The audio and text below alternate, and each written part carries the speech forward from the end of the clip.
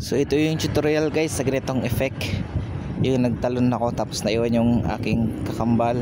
Tapos nagtalon ulit ako tapos may naiwan ulit na isa. Tara sa CapCut, mabilis lang yan. Open ang CapCut tapos add new project. Tapos piliin yung video na ginawa natin. Add. Pagkatapos hanapin natin yung tamang timing nya.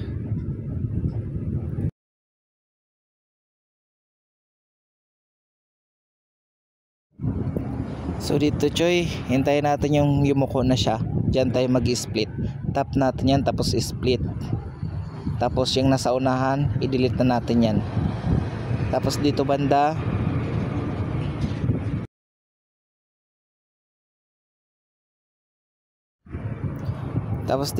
Choy, tap natin. Hanapin natin yung lumingon siya. Ayan, tap natin yan tapos split.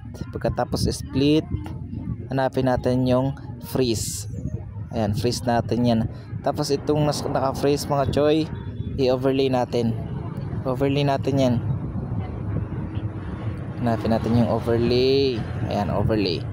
Tapos pagkatapos overlay, remove PG, custom removal. Tapos brush.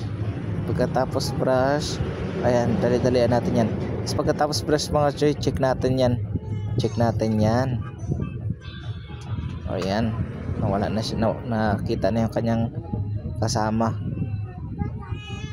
So habang nakuya siya dyan mga Choy, hanapin natin ulit ng pangalawang clip niya, yung tumalon siya. So kung napapansin nyo Choy, may mga parang sobra.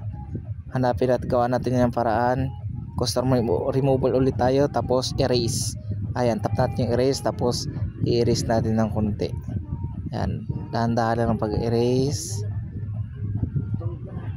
Erase. Ayan, medyo matagal. Tapos check. Tapos yung dito sa baba, i-erase ulit natin yan. Erase natin yan. Oy, may nasama man. So wala yung problema Choy, kasi pwede man natin yan i-brush ulit. Yan, tap natin yung brush, tapos pulahin natin yan na erase na yan. Yan, pulahin natin yan. Yan, sabay check. Pagkatapos check, ayan, check natin. So yun, medyo okay na nga mga Choy. Tapos dito mga Choy, hanapin natin yan tamang timing. Nagtalon siya, hanapin natin yan yung tamang timing nya. So dito banda, dahan-dahan lang talaga. So dito,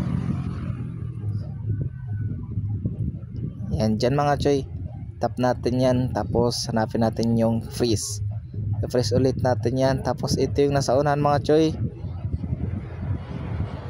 i-overlay natin yan. Tapos bago i-overlay, ito yung unang clip niya na naka-freeze, i-adjust natin yan, habain natin yan para mas pumantay siya doon. Dito pumantay siya dyan. Tapos yan, i-overlay na natin yan. Tap yung overlay. Pagkatapos yung ending na CapCut, i-delete natin yan. Pagkatapos i-drag natin doon, ipantay natin dyan sa naka-freeze. Ipantay natin dyan. So ayan, nawala na yung mga kasama niya. Para mawala yan, tap natin yan, tapos remove BG, remove background. Ayan, tapos auto removal. Yan mga Choy, yung auto removal ko naka-pro yan.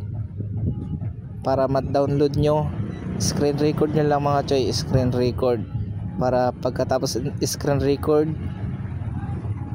punta nyo ulit sa CapCut para i-resize nyo na lang, tapos pwede na yan siya export. Ayan, check natin. Yun, maganda yung timing nya. So hanggang dito lang mga Choy, maraming salamat.